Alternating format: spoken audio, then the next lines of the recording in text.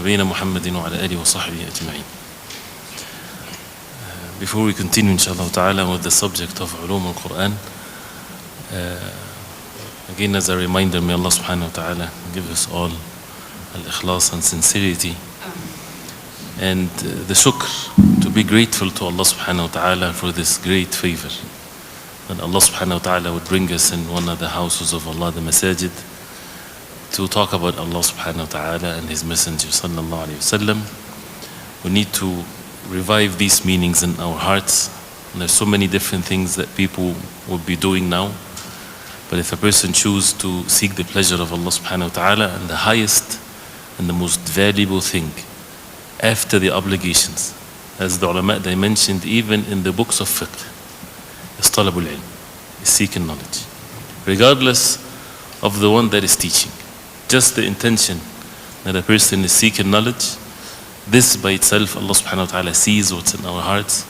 And therefore, as the ulama they talked about the adab or the manners or the etiquettes of talibul ilm or the student of knowledge, this is something that has to be a must for a person to start with. And this is a subject that we should not ignore, but one of which is to be focused on this and not to be distracted by many different things like al-qil wal-qal. He said, it was said, this person, that person. There's so much distractions that can give harshness and hardness to our hearts that distract the person from the focus that we need to be upon. And that's why we ask Allah subhanahu wa ta'ala to give us that ability, and it's an advice to myself and everyone. We need to be focused on what is valuable in our life, and we all have mistakes and shortcomings, so if we slip away in some things, we should repent to Allah subhanahu wa ta'ala. May Allah subhanahu wa ta'ala forgive us all. Going to the subject, inshallah, we stopped while we were talking about the manners to be observed when reciting the Quran. The subjects that you see in the syllabus or so, there are so many, and some of them needs more time than others, but we'll do the best inshallah ta'ala in what's needed, and inshallah the rest can be continued. So when we talk about the etiquettes or the manners to be observed when we recite the Quran, and we talked about al-isti'adha last thing, and then the tartil, and it's also recommended to comprehend and to reflect upon what we recite, and this is something that happens the more we recite the Quran. So, and this is one of the principles in the deen. If you want to be upon something, do that something, which is, it means if you want to make lots of salah, there's no something else to do so that you can make salah. Make salah. And keep on making salah. وَاسْتَعِينُوا بِالصَّبْرِ وَالصَّلَاةِ. Seek help in patience and in salah.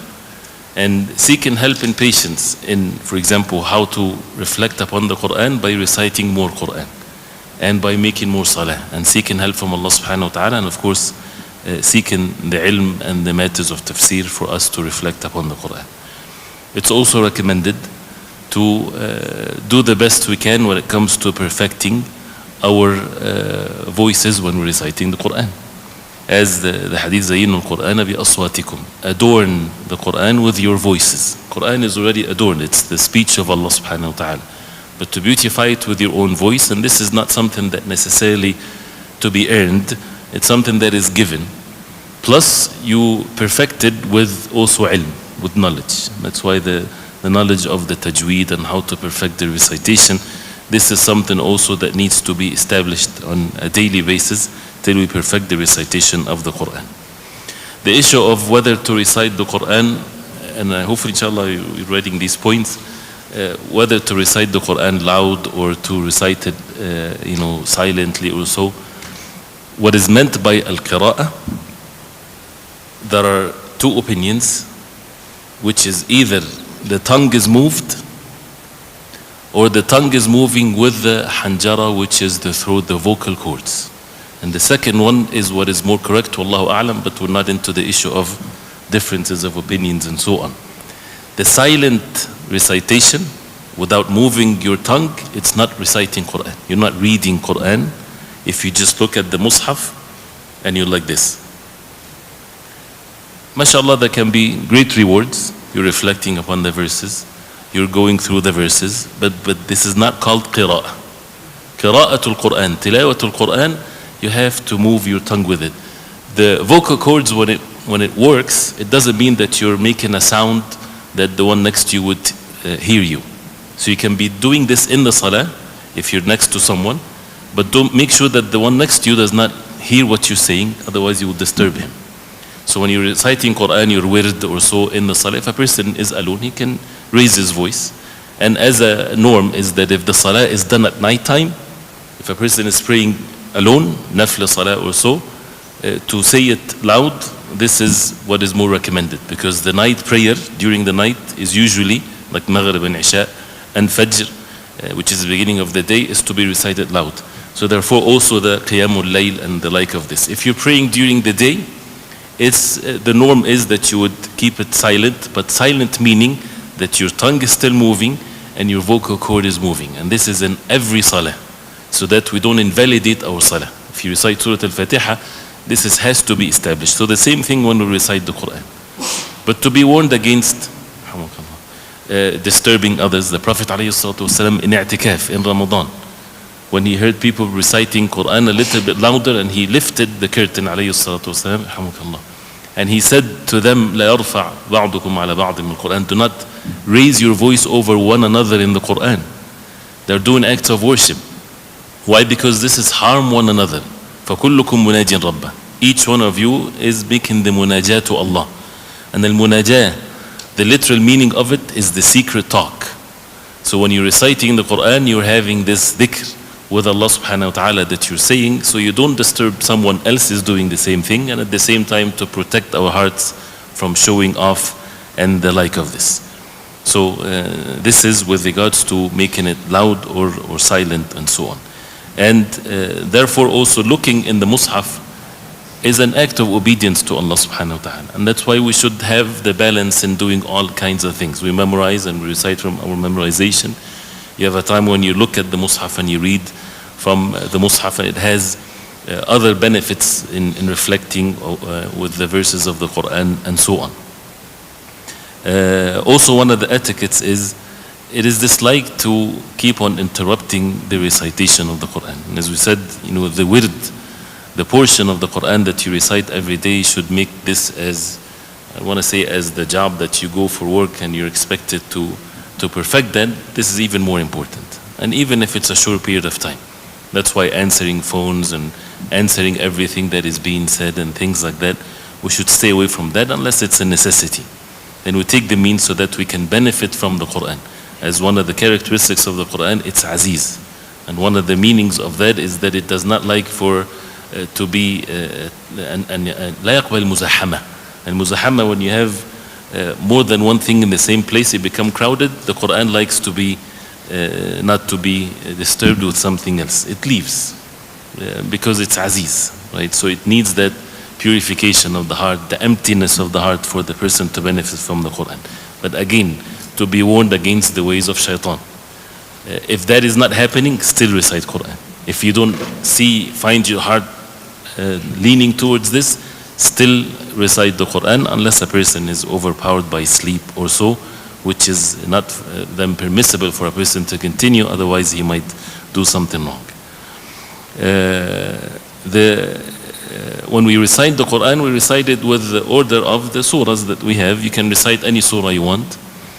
And we'll talk about one of the subject is the tertib of the Mus'haf. And let's just address this quickly inshallah. We know that the tertib, or the orders of the surahs in the Quran, from Surah Al-Fatiha till Surah Al-Nas, this is, as we see in the Masahif with us today, was done at the time of the Prophet ﷺ. So this tertib, this order, is tawqifi.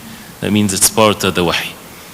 Some said otherwise, but this is what is correct, and this is what the majority are upon. And there are evidences to prove that, and how the Jibreel alayhi salam, when he came in the last year to the Prophet ﷺ, and he made the arda of the Quran. The Prophet ﷺ recited the entire Quran from the beginning to the end to Jibreel alayhi salam. The last year he did it twice. And that's why also there's the hadith of Sab' al-Tuwal and the like of this, the longest 7 surahs in the beginning. So this is how we go by the Quran. There's another tertib, the order of revelation. And there's no one authentic narration that would give us exactly the order of every surah, of what first and what second and so on. We know the Makki surahs versus the Madani surahs. But for the most part, if you see this in the books of tafsir, it's good to mention that, to see that, but not to be, with certainty that this is the case.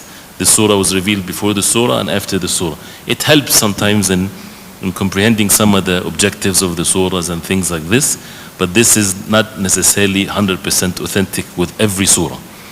And whoever recites the Quran or wants to recite the Quran according to the order of revelation, this is not the way of the Prophet ﷺ or the Sahaba or the Ummah had been with the former, or with the order that we have nowadays with us.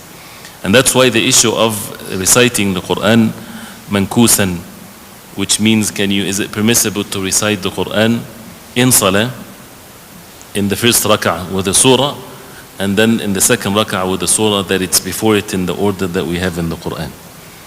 This is something that is, if it's in the same surah, then the ulama had forbidden this. Meaning, if you recite in the first rak'ah the last verses of Surah Al-Baqarah, and then the second rak'ah the first verses of Surah Al-Baqarah, no, this is where the nusus that came about forbidding this inkas or intikas, this is forbidden.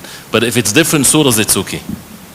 It's not makruh even, it's not haram, there's nothing wrong with it. And the Prophet ﷺ in the same rak'ah, he recited Al-Baqarah and then An-Nisa, then Ali Imran. As long as it's different surah, but it's within the same surah, this is something that should be avoided. If a person is reciting on his own, not in salah, it's okay to recite with whatever order that a person is. You can like a specific surah and recite it many times. And this is another subject. Is it bid'ah or innovation in the deen for someone to recite the same surah every day? No, it's not. You like, for example, Surah Al-Zumar. Recite it every day. Recite it as many numbers as you want. But it gets into the gray area or even being a bid'ah or innovations in the deen if a person start prescribing this to others. If you recite Surah Al-Zumar every day, you will get this, or you won't get this. If you recite it 10 times, we stay away from all of this. But someone like to recite a specific surah, sure. There's no harm in this whatsoever. Even if he, on a personal level, for example, you recite a surah and you see the effect of it in the day or in your actions. There's nothing wrong with that. But don't start to, again, prescribe this to others. So this is something also to be mentioned. As we said, it's also recommended to listen to the Quran. وَإِذَا قُرِئَ الْقُرْآنُ فَاسْتَمِعُوا لَهُ وَأَنصِتُوا لَعَلَّكُمْ تُرْحَمُونَ. The rahmah, the mercy of Allah descends when the Quran is recited. And this ayah is specifically in the salah. So if the Quran is recited in the salah, it is not permissible to say something, and this is with the subject of reciting Surah Al-Fatiha during the salah or not, which is a fiqh matter. But other than the salah, if a person is listening to the Quran, this is something, of course, he should give it all of his senses. But if it's not, and the Quran is recited by someone or from a tape or something like this, is it mandatory to stop everything and listen? As the ulama, they say no, because the ayah refers to the salah. And don't stop khair or goodness that is happening. And you might catch a verse or a meaning, or someone else can benefit. And this comes with the subject of having the Quran recited throughout the day in our homes, for example. It's not the same as you physically reciting the Quran, but it's a good thing. Leave it like this. Even if people are talking or whatever, a person might benefit from it because the verse again refers to the salah. Sujood at-tilawa, as we know, this is recommended to make sujood at-tilawa whenever we pass by a verse that has sajda. And the Prophet ﷺ, he made sujood in these 13 or 14 places. And this is one of the characteristics of the surahs that were revealed in Mecca.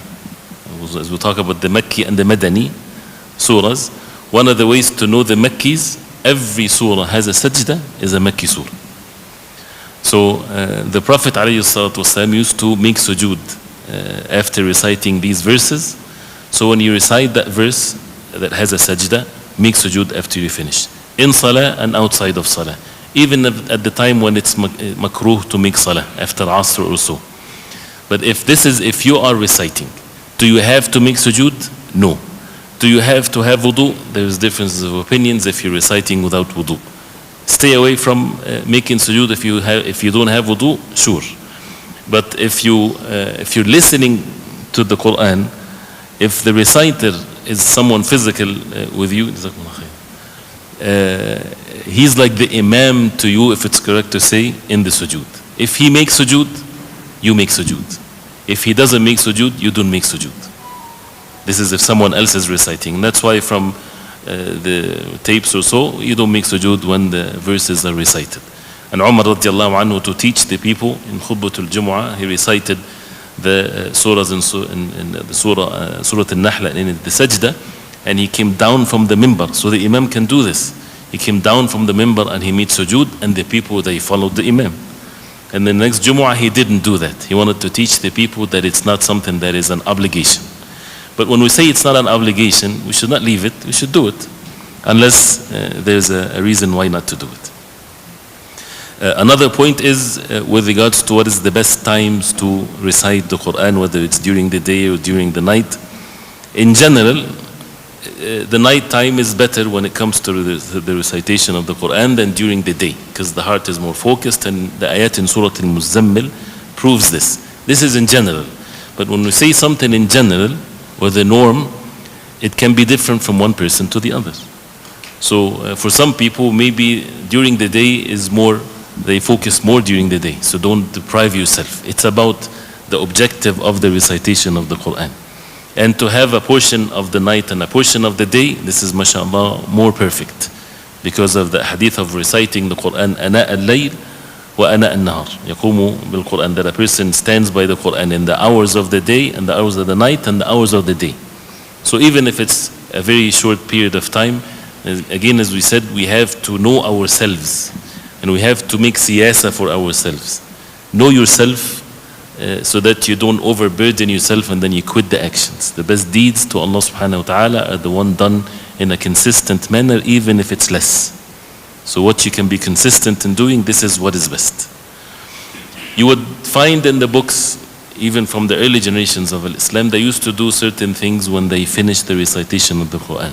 Definitely the issue of finishing the Quran recitation from the beginning to the end is a virtuous act, no doubt, because a person recited the entire Quran.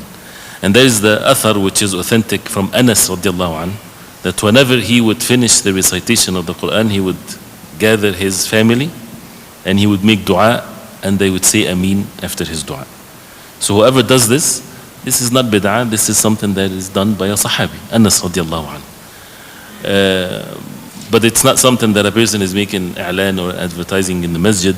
I'm finishing the Quran, so everybody gathers. And this comes in a wifaqan, comes in at ease. A person recited the Quran, finished, the people with him, they can make dua and he can say Ameen.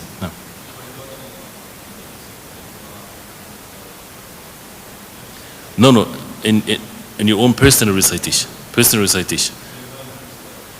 If the Imam finishes the Quran, the khatma of the Quran in Ramadan usually, because again, if when it comes to finishing the Quran from the beginning to the end, in Salatul Jama'ah, this is what is mashru' is to be done in Ramadan.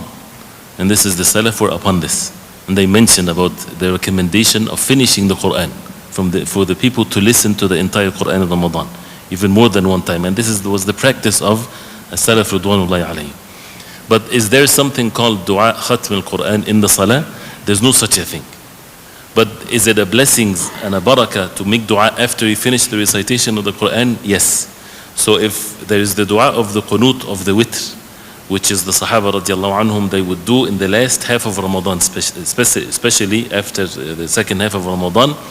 In the first half, they would not do the dua. Even if a person in Ramadan does it from the beginning to the end of Ramadan, this is valid. But when Umar radiallahu anhu gathered the Sahaba behind one Imam, they would make the dua in the second half of Ramadan, dua al-Qunut.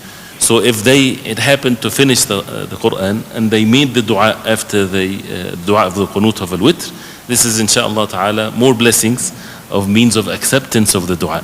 But as far as the dua of al-Khatm, that people even have certain version of it and they claim that attributed to Sheikh Ibn Taymiyyah or something like this. There's no such a thing from the Sunnah that is called dua khatm al-Quran, as a specific dua, or that once you finish it while standing in the salah you start making dua. This is not something that has been practiced from the Sahaba radiallahu anhu.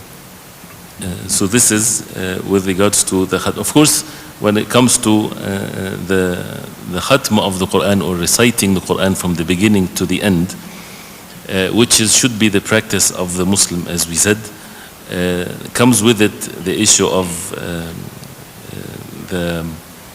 should you, after you recite Surah An-Nas, should you recite the first verses of Surah Al-Baqarah, and this is the issue of Al-Hal wal-Murtahil. The hadith is weak, that the Prophet ﷺ praised Al-Hal al-Murtahil. Hal al-Murtahil is once he finishes, he starts. So, but this has been the practice of the Qurra. Whenever they would finish the recitation of the Quran, they would start from the beginning. And there's a hadith of the Prophet ﷺ that he did that ﷺ. So this is a matter of ease, but as far as the authenticity is, this is something that is not authentic when it comes to specifically, after you finish, you have to recite some verses from the next khatma or so. Also, one of the things to be mentioned, and there are so many things of course, but some of the early generations of Islam, you might find that they would fast the day when they finish the recitation of the Quran. There is no text about this, there's no hadith about this. And this comes in the category of, if you want to do a good deed on your own based on something, there's no harm. But not to make it as if it's a sunnah, or you tell people this is what we're going to do and we're going to do this in a collective way. So this is something that is fine for a person to do, and it's mentioned by some of the early generations of Islam.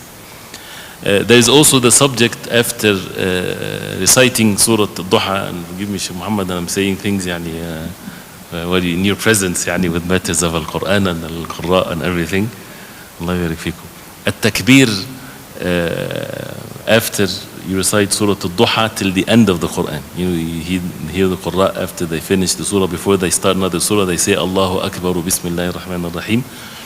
This is something that has been done by also some of the Qurra. And Imam Ahmad rahimahullah, he said that it's recommended. So don't consider that, or don't see that as a bid'ah or anything like this. But it's also a matter of ease. And some said, since there's no evidence of this, is something that has been done, but it's been the practice from the time of the early generations of Islam. Also, even when we say that a person forgot an ayah, he should, even with the respect of the Quran, because forgetting a verse or so intentionally, this is, as we said, it's for someone intentionally to forget the Quran, it's not a good thing, it's not a good sign. So even the ulama, they went into the extent of saying, you don't say nasitu ayah, instead you say unsituha. I was made to forget the ayah. And that teaches us how to observe the perfect etiquettes even with the words of mouth. The letter waw can make a difference in one's statement. When the Prophet ﷺ, a man came to him and he said, Masha'Allah wa shi't. If Allah wills, then if you will. The Prophet ﷺ got angry. He said, Aja'altani lillahi nidda. You made me a partner with Allah subhanahu wa ta'ala. Say Masha'Allah wahda. And some of the narration says this. Say only if Allah subhanahu wa ta'ala will. Or some narrations, Masha'Allah thumma. Then you. So to be careful with what we say, this is definitely something that is important. There's a controversial issue also, and the last thing with the etiquettes, inshallah, I'll go to the next subject because of the time. Can you recite the Quran and you give the rewards of it for someone else? Those who recite the Quran for someone died, for example.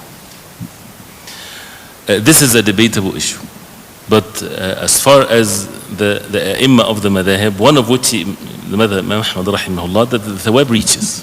The thawab, the reward for someone to recite the Quran and to yahib thawab, to give it as with the intention for someone else, it reaches, based on the fact that the Prophet ﷺ approved certain actions to be done for someone else, like the sadaqah, for example, the charity.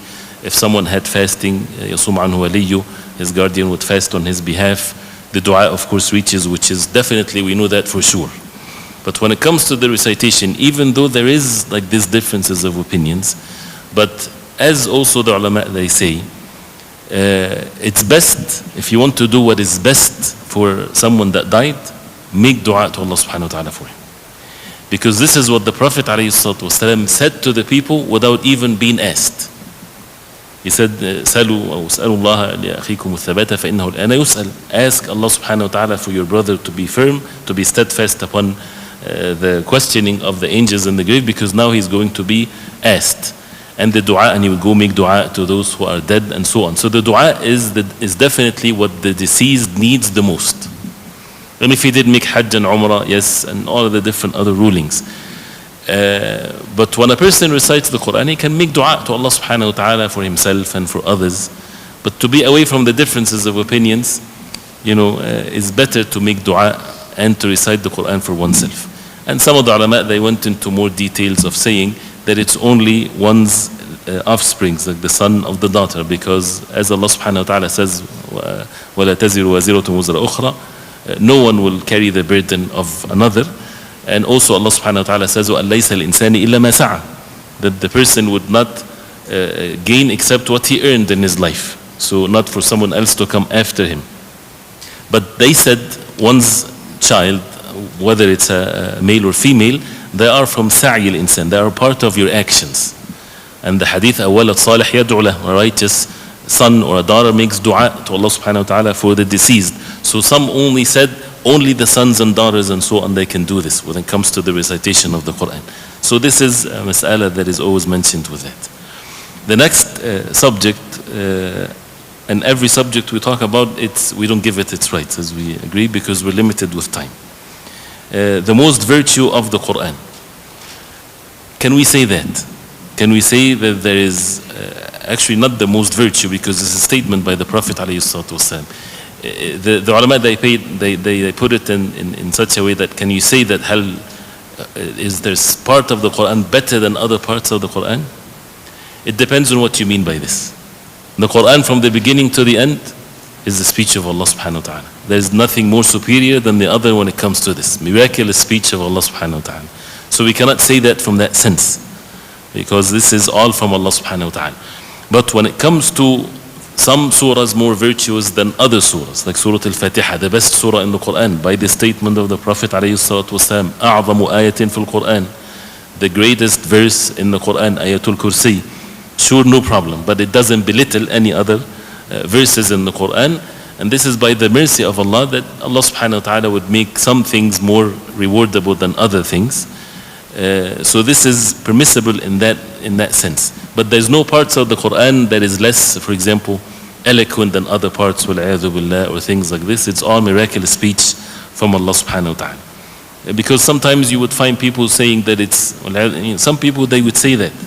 They would even tell people, do not recite Surah Tabbat Yada Abi Lahabin Watab in the Salah, because it talks about the uncle of the Prophet ﷺ, and they think that this is inappropriate. Allah subhanahu wa ta'ala revealed a surah to the Prophet ﷺ, and it's not appropriate. This is bad manners with Allah subhanahu wa ta'ala for someone to suggest such a thing. And it's not a sign that the person loved the Prophet ﷺ. This is the words of Allah subhanahu wa ta'ala, and this is Quran, and it's to be recited. And Qul Allahu Ahad, for example, 1/3 of the Quran, and surahs like this. But we have to be careful with the subject of Fada'il al-Suwar, or the virtue of some surahs of the Quran, because not every surah in the Quran has a specific hadith that talks about its specific virtue. And when a person is making tafsir of the Quran, before you start the tafsir of any surah, as they say always, it's recommended to talk about the virtue of the Quran in general. And if there is authentic hadiths that talk about that specific surah, sure. But many of these hadith are fabricated, and the ulama of the hadith, as we mentioned that before, Allah subhanahu wa ta'ala guided them of making the matter clear to us. Fabricated or weak or so. There are some surahs, for example, Surah Yasin, there are hadith of the Prophet ﷺ that talks about the virtue of Surah Yasin. Qalb al-Quran, and Iqra'u Yasin ala mawtakum. Recite Yasin, Surah Yasin on those who are dying. and the like of the surah. There are many, quite few hadiths. From the perspective of ilm al-hadith, the ulama of the hadith, they graded the hadith to be weak. So, and this is what is most correct in this. Going back to what we said, if you like a surah and you want to recite it, can you recite Surah Yasin every day? Sure, nobody can prevent you from this. But don't have the conviction that the Prophet ﷺ said this, which is the rules that Ibn Hajar rahimahullah, he made, or he said that the ulama are upon when it comes to the weak hadith. That when you apply a virtue that has a weak hadith, for those who said that it's permissible to use the weak hadith in the fadail a'mal, or the virtues of the deeds, and some said no, not even that, but those who said it's permissible, they said with conditions. The first condition, that the hadith is not very weak or fabricated. This is something that we need to have the knowledge of that. The second thing is that you don't believe, while you're doing this good action, you don't believe that the Prophet ﷺ said this. You're just doing it, but you don't have that conviction that the Prophet ﷺ said it. And the third condition is, there has to be other hadith in the same subject. And this hadith would not add any new action for you. So if there's a hadith that talks about the virtue of Salatul Fajr and it's weak, you can take that hadith with the two conditions that we just mentioned. Plus, it's not going to do anything more for you, because already there is authentic hadith in the virtues of Salatul Fajr. So when it comes to Surah Yasin, the only hadith, and this is just for to make sure that it's being fair with what we say, the only hadith that the ulama have differences of opinions when it comes to its authenticity with regards to Surah Yasin is Iqra'u Yasin ala mawtakum. Some said it's authentic and some said it's not. And of course it depends who you ask, but the ulama, they said it's weak still. But for those who said it's authentic, what it means is ala mawtakum, those who are dying, not in the graveyard. So ala mawtakum is when a person is dying, he's still alive, he's dying, to recite Surah Yasin on them. But this is the only thing. But what is most correct, it's still weak. And is it something good for a person to recite the Quran next to someone dying? Of course, for sure. And some of the early generations of Islam would even ask someone to recite like reciting the ayat in Surah Ali Imran, because it gives them more of the good dhan and hope for the rewards from Allah subhanahu wa ta'ala and the like of this. So this is with regards to Surah Al-Waqi'ah, for example. The hadith is weak about the poverty if a person recited every morning. It's weak, but if you like Surah Al-Waqi'ah, recite Surah Al-Waqi'ah, but don't believe that this hadith is authentic. Also, the next, which is actually so this is the most virtue of the Quran, then learning the Quran and memorizing it, which is also a huge subject, and it's all practical things as we see, and it's more of an advice and things like this. First of all, as a rule, حفظ القرآن, is it fard upon every Muslim, or fardu ayn, or fardu kifaya? Fardu kifaya. Fardu kifaya, that means if some Muslims, they memorize the Quran, then the entire ummah is relieved from the sin of not having the Quran memorized. So, which shows actually the virtue of those who memorize the Quran. One of the intentions that you would have in your heart when you're taking the process of memorizing the Quran is that Allah subhanahu wa ta'ala decreed that you are one of the means of preserving the deen. The deen will be preserved with you or without you. This is the qadr of Allah. Allah subhanahu wa ta'ala decreed that. And if Allah subhanahu wa ta'ala decrees something, He will create the means to it. So there's nothing more honorable than someone to be among these means that Allah decreed for the sharia, for the deen to be preserved. And that's also another intention of seeking knowledge. Why you seek knowledge? To save yourself from the punishment of Allah, to have the fear of Allah, to protect yourself from haram. And yourself is the first important thing. And of course to extend that to others and to teach others. And part of that is that you preserve the deen. They keep on mentioning this meaning because it's so important, especially at this time. And the jihad and the struggle that we need to observe at this time is to seek the authentic knowledge, so that the next generation sees from us the ilm and the amal, the actions and the knowledge, that they would see the religion as if it was at the time of the Prophet ﷺ, and we are so much lacking in this. May Allah subhanahu wa ta'ala forgive us. And this is the responsibility. Information wise, you might find that easy. even though it's not easy, but information is out there. But where is that when it comes to our actions and our manners and so the matters of belief, the ibadah, the manners and everything, this is to follow the way the Prophet ﷺ, so that not just to show off, it's not to show off, but this is for the deen to be preserved. And there's always going to be a group of people as the Prophet ﷺ upon the haqq. So when it comes to memorization, the Quran, this is, as we know, fardu kifaya. And this is the highest level of preserving the religion. We don't need for a carbon dated copy of the Quran to prove that this was over 1400 years ago or so. We don't need this. And it's not such an amazing thing that was discovered. Maybe to some people, but this is not significant to us as Muslims. Because what is higher than that prove the authenticity of the Quran, that it's in the hearts of people. And there's no such a thing on the face of earth is the like of this. From one generation to the other, millions of people, they carry the Quran in their hearts. This is beyond the efforts and the will and the power of the human beings. This is from Allah subhanahu wa ta'ala.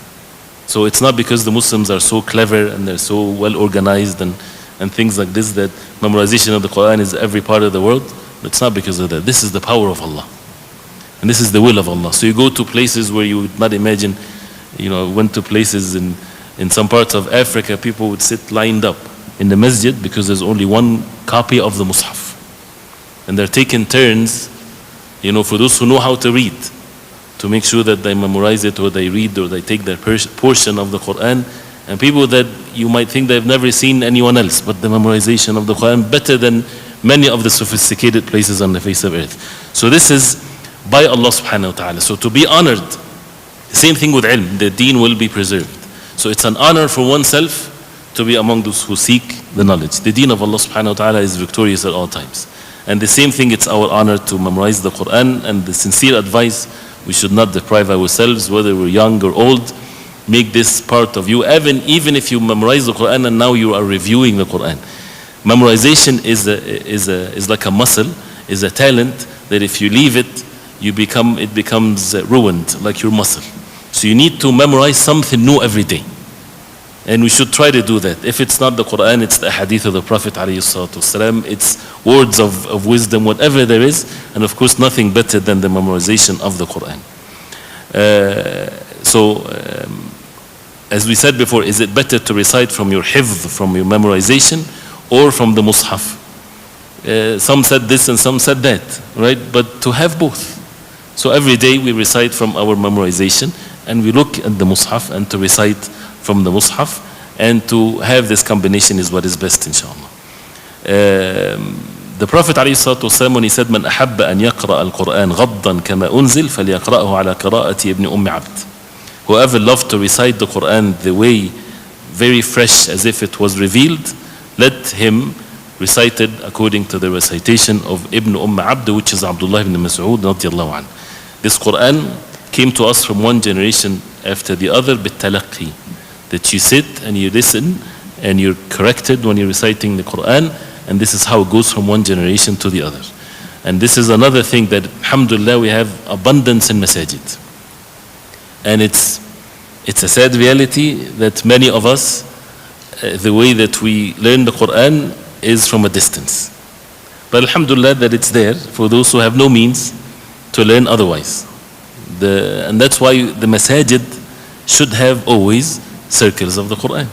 This is the practice throughout the masajid among the Muslims, is to have a set time where people come to the masjid, they learn how to recite the Quran. A Sheikh is teaching them, they recite to him, he corrects them, memorizing the Quran, even for again a short portion of things. But this is some of the practice that needs to be observed, because this is how the Quran we get it, and this is how the isnad of the Quran, and this is how to recite according to how we learn to recite the Quran, and not to leave it to our own mistakes that can happen. So and that's why the issue of al-ijaza min al-Shaykh, which is another subject, is it's not mandatory for every Muslim to have an ijaza or a certificate. Doesn't have to be written one from the Sheikh that he has now ijaza, that he recited the Quran in the proper way or memorized it, unless he has to teach people, which is something that is the practice of a Salaf also. No one would dare to teach, not just the Quran, anything, unless he's given that tasrih or ijaza or not certificate that is written from his sheikh, from his alim. Like Imam Malik rahimahullah, when he said that he did not sit to give fatwa to the people unless he was been given that this permission by many of the ulama, 20 something or so. Right, so this is how the deen come to us from one generation to the other, and that's how we seek the knowledge of the deen of Allah subhanahu wa ta'ala. But the subject of al-ijaza is a detailed one. So learning the Quran and memorizing it and the hadith and the rewards of that are so many, but again because of the time we'll stop here, but this is a subject. One of the issues that are with regards to ulum al-Quran, you know, there's some other important things, but we'll be brief inshallah ta'ala. The subject of the Quran and the language of the Arab. Meaning, there's a mas'ala in ulum al-Quran. Is every single word in the Quran pure Arabic language, or some words might be from a different language? This is a subject that some had said some words in the Quran are not necessarily purely from the Arabic language. And this is a debatable issue, but depends who you ask. But what is more authentic, and this is what Imam Shafi'i rahimahullah and Imam al-Tabari, they were upon this. Every single word in the Quran is from the Arabic language. The reason I'm saying this is, for example, you would find in the tafsir of the Quran, for example, that some of the words is like marqum, for example, it's written kitabun marqum, written, they say it's by Hebrew, or al-firdaus al-a'la is like a garden in the speech of the Romans, or the like of this. Naam, and the names, of course, it's not necessarily has to be with a specific language. The name is a'lam. The name of a person doesn't have to conform to the language. But even that, some had said the name Adam comes from adim al-ard. And adim al-ard is the turab, or the dust. So even they said that this have a linguistic meaning, background to it. But for example, Ibrahim alayhi salam is not an Arabic name, for example. But again, we're talking about the meanings of the words, not the names of individuals. Without going into the details of this, and again, since if you're taking something in the first level, it's okay to get to know one opinion only, right? This is absolutely fine. And then the more you indulge into the subject, and you can read and learn more of the subject. But as Imam Shafi'i rahimahullah, he made it very clear, because you would find these things in the tafsir. Even Ibn Abbas radiallahu anhuma, he would say this is a word that means like this in Abyssinian language. First of all, these words from the even Ibn Abbas radiallahu anhuma, it's not necessarily meaning that this is a non-Arabic word, but it's an Abyssinian word. It doesn't mean that. It says that it means this in this other language. So the Arabic language is very spacious, that some words can mean the same thing in other languages. It doesn't negate the fact that it's an Arabic word, right? And that's why go ahead, you have a question? No. So,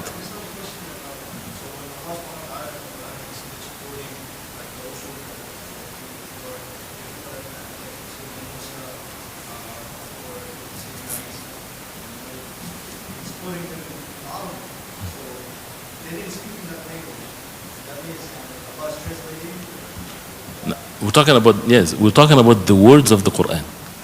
The Quran, Allah subhanahu wa ta'ala says, Qur'anan Arabiyan. It's a Arabi Quran. Of course, the prophets before the Messenger sallallahu alaihi wasallam, they didn't speak Arabic, which is of course agreed upon.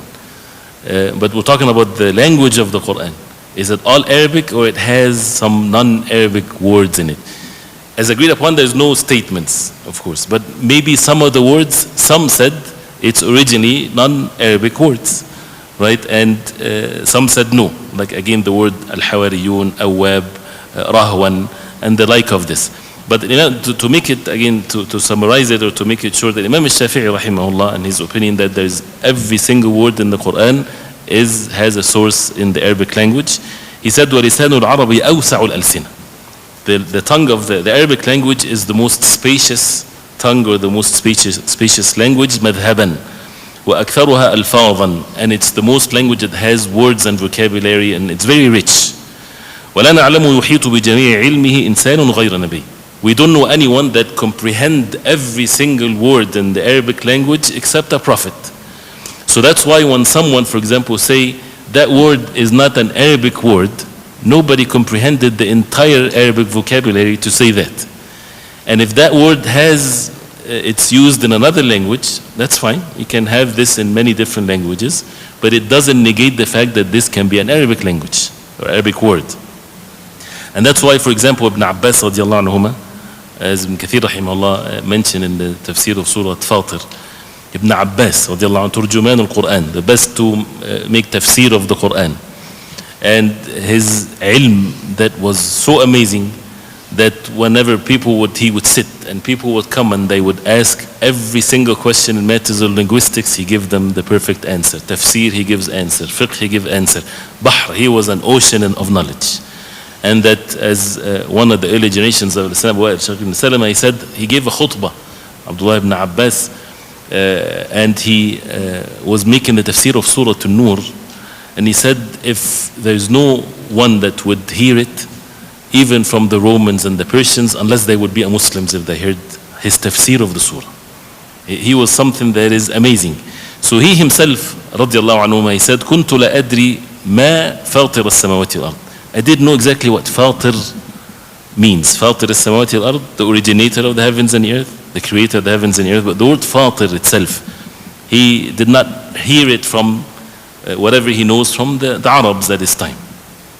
حتى أتاني أعرابيان, till two Arabis, Bedouins, came to him. يختصمان في بئر, they had a dispute with regards to a well. One of them said to the other, أنا فطرتها, I فطرتها. So he said the verb of fatir, I فطرتها, which means أنا ابتدأتها, I'm the one that originated it, I'm the one that dug the well. So even Abdullah ibn Abbas, he did not know where that word come from, and this is Arabi came and he says it. So this is an evidence that if the word has similarity to it in another language, it doesn't negate that it has a roots to it in the Arabic language.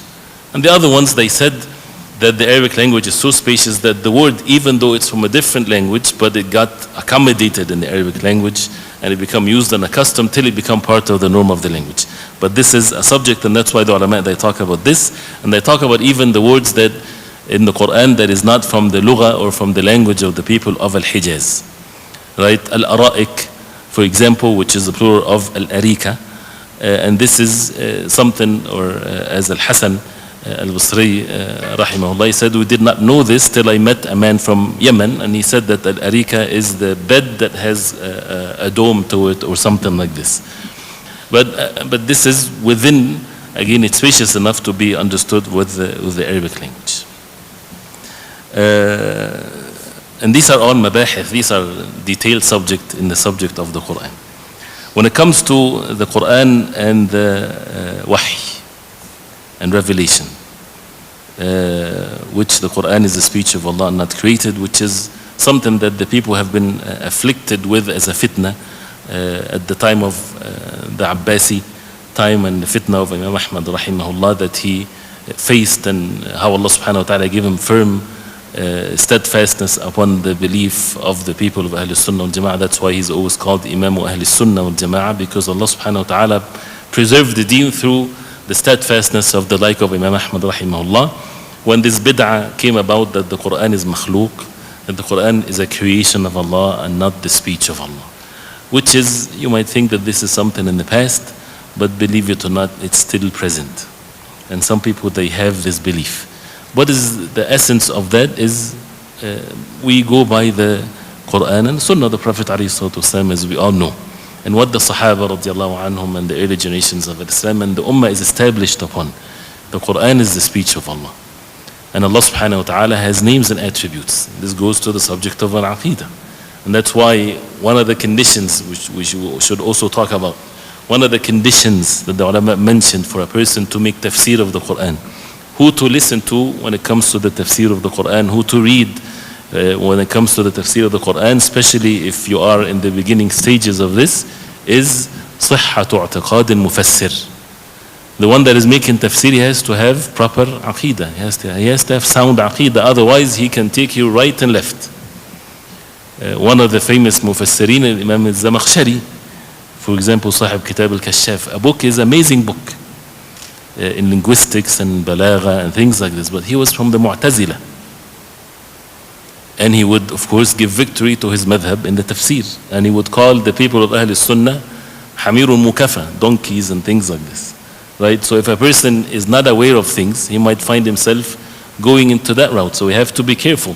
But still the ulama benefit from it, but those who reach a certain level and they would get the linguistics. But again, the issue of having the proper belief, and that's why the aqidah comes before anything, secures the person from falling into any deviations and so on. And the people, the Sahaba radiallahu anhum, they used to receive al-Iman and then the Quran.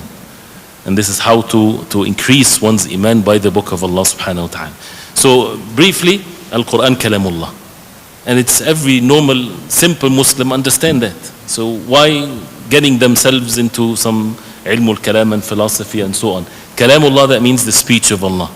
And this is one of the attributes of Allah. And this is a speech of Allah subhanahu wa ta'ala that it's at all times. And it's not just at one instant and that's it. And the way it is like this, kalamullah.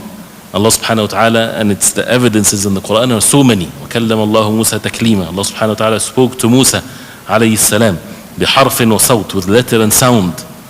And it's not just something else, because as for example the Asha'ira or the Maturidis, they have this deviation in that belief, in that aspect. They don't deny, of course, the fact that Allah subhanahu wa ta'ala speaks, but they say it's kalamullahi nafsi. And nafsi is the inward. Where that come from? If you heard yesterday Sheikh Karim, Hafidullah, when he was talking about when you state something, affirm something, or negate something in subject of aqidah, you have to have a dalil of it. You don't just say it. So whoever said that the speech of Allah, kalamullahi nafsi, and nafsi is the inward, your own nafs as a human being. Nobody ever said that. And that's why when you open their books of aqidah and ilmul kalam, they will be shy to teach it to the common people, because it doesn't make sense. Wal-jawhar, wal-arad, all kinds of meanings and words that is not ever been in the Quran or in the Sunnah of the Prophet ﷺ. And sometimes even people get excited and they say things about Allah subhanahu wa ta'ala without knowledge. You know, if someone says, for example, Allah subhanahu wa ta'ala is muhandisul kawn, meaning the engineer of this universe. Who told you to say engineer? Did the Prophet ﷺ say this? Even if you have a good intentions, but use al-alfad al-shar'iyya. Use the words that is mentioned in the Quran and the Sunnah of the Prophet ﷺ. Otherwise, engineer means what? And it implies this, and it goes like this. So this is something that to protect oneself from saying something that the wahi did not approve of. So Al-Quran kalamullah, and we say kalamullah. If someone says what's written in the Mus'haf is this is kalamullah, or this is the ink that is written, Al-Quran kalamullah. Always say Al-Quran kalamullah, speech of Allah. This is the speech of Allah subhanahu wa ta'ala. And whoever says kalami makhluq, my speech is makhluq, and the Quran is kalamullah, this is all innovations in the deen. The Quran is the speech of Allah subhanahu wa ta'ala. And this is, again, with those who said that the Quran makhluq, that means it's not an attribute of Allah, which is by itself is an act of disbelief, denying the attribute of Allah subhanahu wa ta'ala and denying the verses in the Quran clearly.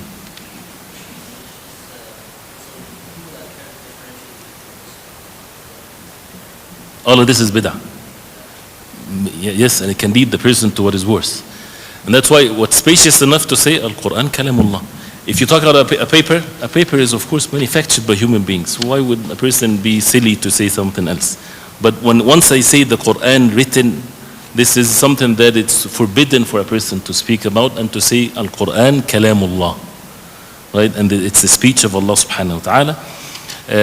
And if you say, for example, the Quran was in the Lawh al-Mahfuz, it still does not deny that Allah subhanahu wa ta'ala spoke the Quran to Jibreel alayhi salam, and Jibreel alayhi salam, he spoke the Quran to the Prophet alayhi salatu wasalam.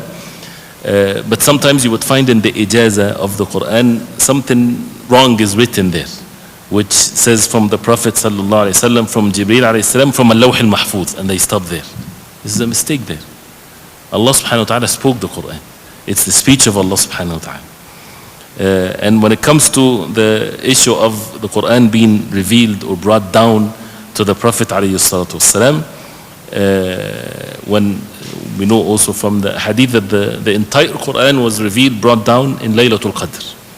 And then it came down munajjaman, which is another subject in ulum al-Quran. Munajjaman, that means came in separate times and certain occasions and things like this throughout the 23 years of the messengership of the Prophet ﷺ.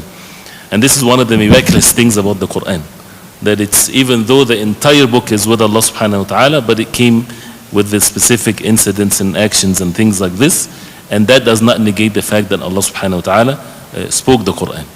So the Quran again is the speech of Allah subhanahu wa ta'ala.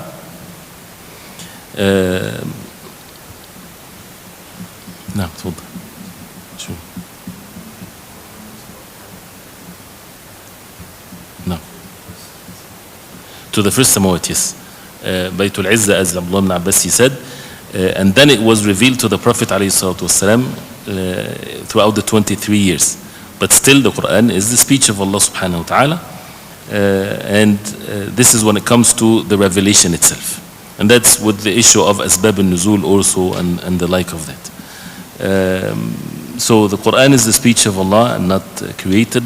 And how the Quran was revealed, as we heard, and it would come to the Prophet ﷺ, and also tahammul al-wahy, and how the Prophet ﷺ received the wahy from Allah subhanahu wa ta'ala. It's something else also. And what is meant by that is how the Prophet ﷺ would bear it. From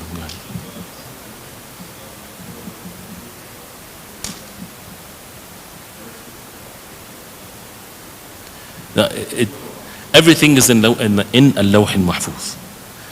So everything is in the lawh al-mahfuz, and Allah subhanahu wa ta'ala spoke the Quran.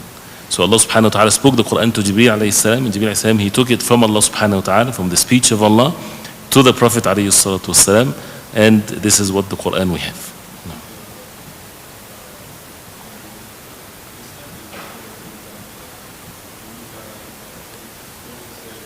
To Allah subhanahu wa ta'ala. Now, and this is how the Prophet ﷺ, he received the Quran. وَإِنَّهُ لَتَنزِيلُ رَبِّ الْعَالَمِينَ نَزَلَ بِهِ الرُّوحُ الْأَمِينَ. This is from Allah subhanahu wa ta'ala, رَبِّ الْعَالَمِينَ. Jibreel alayhi salam brought it down to the Prophet ﷺ, عَلَى قَلْبِكَ لِتَكُونَ مِنَ الْمُنذِرِينَ, onto your heart for you to be from the mundirin or the warners. Now.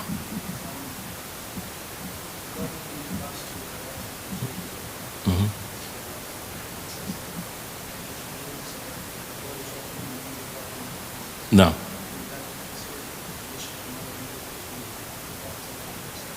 The angel brought down these two verses, and Allah subhanahu wa ta'ala spoke these verses.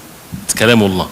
But this is how the tariqah, or the way of the people of Ahl Sunnah, that they bring all of the evidences together. And the people of innovations, or the people of bid'ah, they only look at one evidences and they overlook other evidences. So when we put all of these things together, and the abundance of verses in the Quran that talks about kalamullah, just the fact that Allah subhanahu wa ta'ala says, وَقَالَ اللَّهِ قَالَ اللَّهِ قُلْ, the ayat of قُلْ, and قَالَ اللَّهِ عَزَّ وَجَلَّ, such a thing. This is all very clear. And then the other verses will be described in the light of these other verses that talks about Allah subhanahu wa ta'ala spoke the Quran. So this is the speech of Allah, and if the angels comes down, it does not negate the fact that this is the speech of Allah subhanahu wa ta'ala spoke the Quran.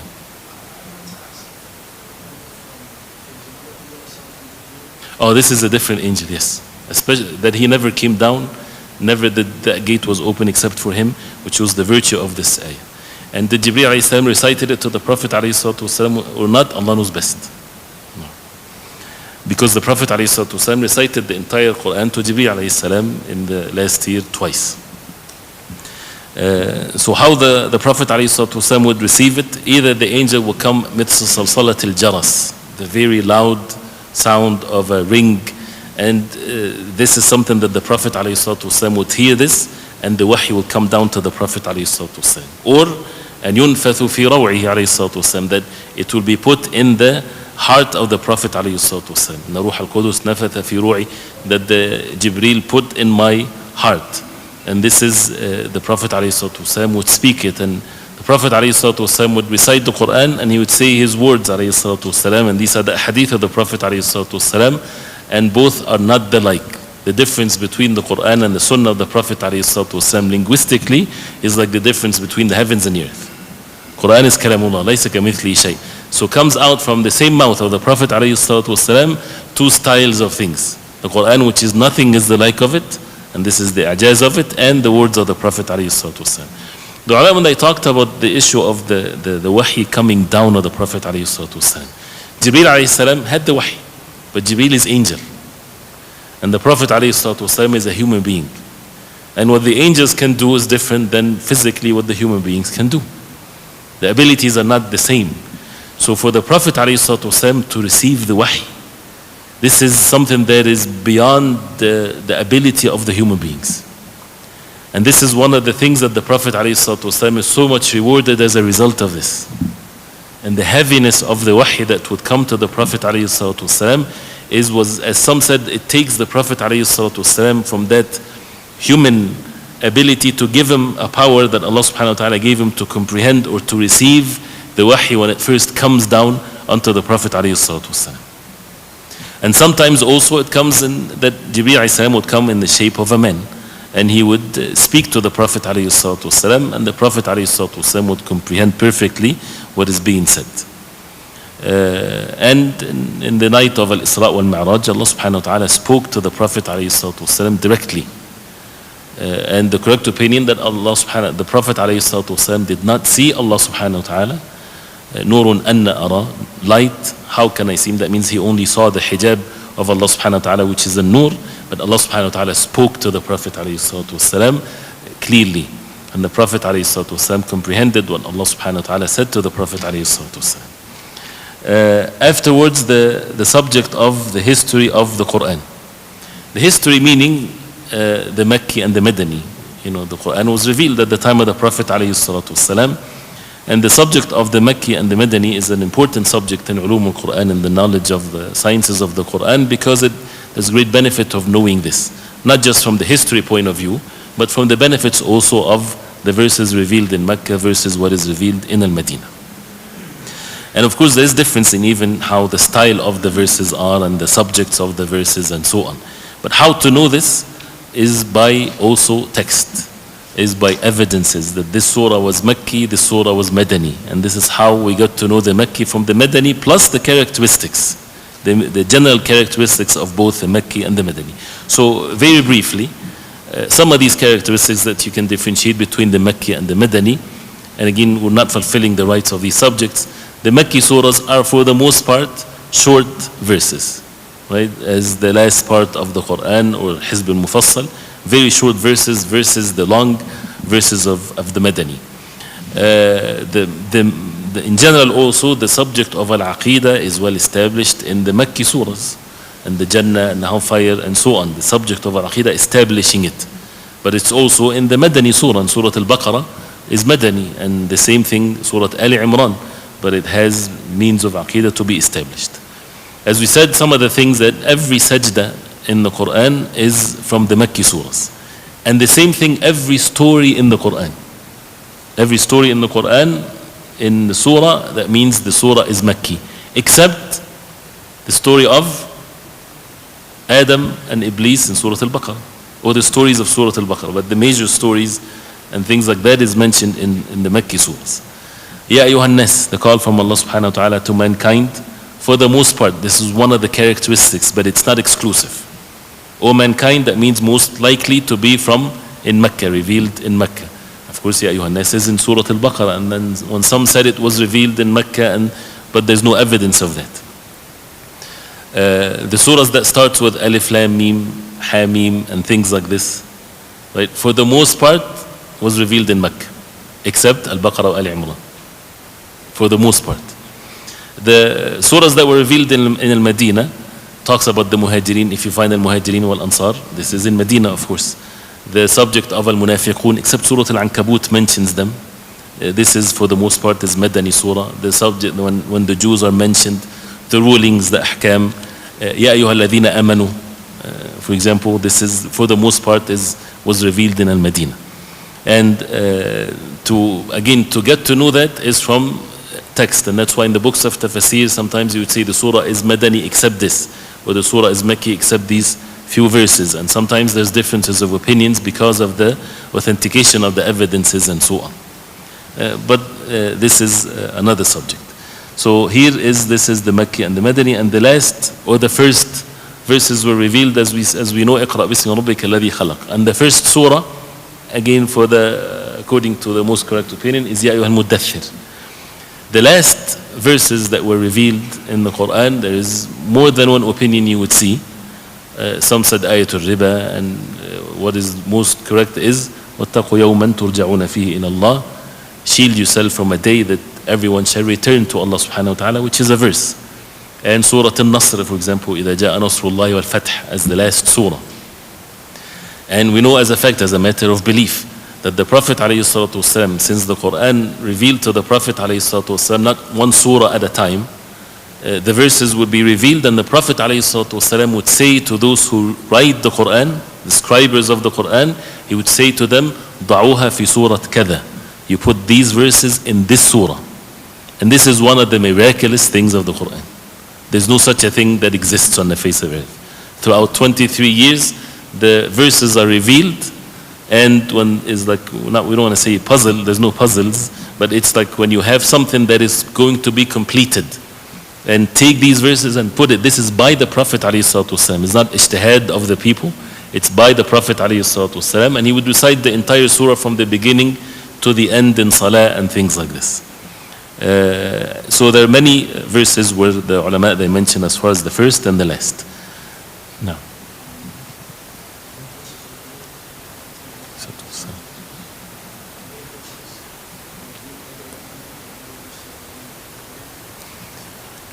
Verses earlier revealed it. What do you mean by that? Oh yes. It's valid that the later part of the surah is revealed before the beginning part of the surah, and the Prophet ﷺ would say to them where to put the verses. Yes, and even sometimes a verse would be revealed with a ruling that is not yet established. There's some examples of this, but also this is as far as what revealed before what. But in general, the Makki surahs, it talks about the era, not about the specific place. So if the verses might be revealed when the Prophet ﷺ not in Mecca, traveling for example, but it's attributed to the Makki surahs, because this is the time when the Prophet ﷺ did not make hijrah yet to Al-Madinah. And the same thing for the Medina. Some of the ulama, they look into closely some of the surahs in the safar or in the traveling or between Mecca and Medina. And what is the last verses that were revealed in Mecca or going to Al-Madinah, or the first that was revealed into Al-Madinah. One of the interesting things, for example, Surah Al-Mutaffifin. It was said to be one of the last surahs that were revealed in Mecca, because the people in Medina, they had an issue where they were in buying and selling, they would cheat on buying and selling. So Allah subhanahu wa ta'ala wanted the Prophet ﷺ, when he goes to Al-Madinah, the Medina is purified from this. So وَيْلُ الْمُطَفِّفِينَ الَّذِينَ إِذَا اكْتَالُوا عَلَى النَّاسِ يَسْتَوْفُونَ, with regards to the tatfif in the mizan and things like this. So this is also another subject of what's in the traveling and the like of that. The order of the Quran and its compilation, as we said, the numbers of the surahs, verses, words and letters, which is another subject. The issue of Jam' al-Quran, which is a detailed subject, but the roots of it, or the foundation of it, that this is aqidah, a belief that Allah subhanahu wa ta'ala preserved the Quran.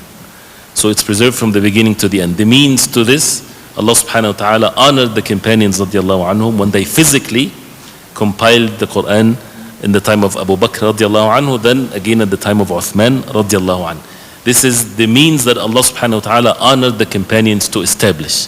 But it's at all times it's going to be preserved. And it was preserved from the moment it was revealed. And the Prophet ﷺ, before he returned to Allah subhanahu wa ta'ala, the Quran was known from the beginning to the end. But when it comes to the act of physically compiling it into a book, this is what happened at the time of Abu Bakr radiallahu anhu, out of when many Huffaz has been killed in the Battle of Al-Yamama. And at the time of Uthman, when there was more than one versions of things, where people with the style of recitation and things like this, and people start to dispute on, and this is the subject of al-ahruf and so on. Uthman radiallahu anhu, he put it all in one book, and this was distributed into the different places. which brings the subject of al-ahruf. And yesterday Sheikh Uthman was talking about the ahruf al-sab'a, the 7 letters, and is it the same as the qira'at or the citations that we know now or not? This is another subject, and since he talked about it yesterday, just briefly, it's a debatable issue when it comes to the al-ahruf al-sab'a. And he talked about that and mentioned so many examples. But within the qira'at, the 7 and more that we know that now, which is by tawatur, it's basically what's in it explains what the 7 letters that were revealed. And letter meaning al-ahruf, the plural of harf. So sometimes, for example, you would find the differences in, for example, jam' and mufrad, plural and singular. This is change in the letter, but this is part of the change of the letters. You would see that in the qira'at. For example, when Allah subhanahu wa ta'ala says, وَالَّذِينَ هُمْ لِأَمَانَاتِهِمْ وَعَهْدِهِمْ رَاعُونَ, the believers, those who are with their amanat, the thing that they are entrusted with, in the plural tense. In some recitation, amanatahum, one amana, one. It does not make much difference. Actually, the Qur'an enriches the meanings of the Qur'an, and it's one of the miraculous things of the Qur'an. But you would find a change here in some of the letters of the Qur'an, but this is the change of the recitation of the Qur'an. And the Prophet ﷺ approved this is mutawatir. That means they heard it from the Prophet ﷺ, and the hadith of Umar and Hisham ibn Hakim when they disputed over verses in Surah Al-Furqan, and he took him to the Prophet ﷺ. The Prophet ﷺ said to Umar, recite it. He recited in his way. He said to Hisham ibn Hakim, recite it. He recited in his way. He said, this is how it's been revealed to me. Which is these slight differences that you would hear whether you go to one place or the other with the qira'at, which is a beautiful subject. And it enriches the tafsir. One of the knowledge that a person of tafsir should have is ilm al-qira'at, because it gives you more of the meanings of the Qur'an. Sometimes it's in the, whether it's plural or singular or so on, sometimes in the tasrif, in the sarf of the verbs, whether it's past tense or present tense. As the ayah, رَبَّنَا بَاعِدْ بَيْنَ أَسْفَرِنَا. The people of Sabah, when they said, رَبَّنَا بَاعِدْ بَيْنَ أَسْفَرِنَا, oh Allah, ba'id, that means make it far, our traveling. They asked for trouble, basically, for their traveling to be more distances. They used to have so much ease in the way when they travel on their way. So they said, oh Allah, ba'id, make it far away, and this is in one tense. But then another recitation, رَبَّنَا بَعِد, which is another recitation of the verb.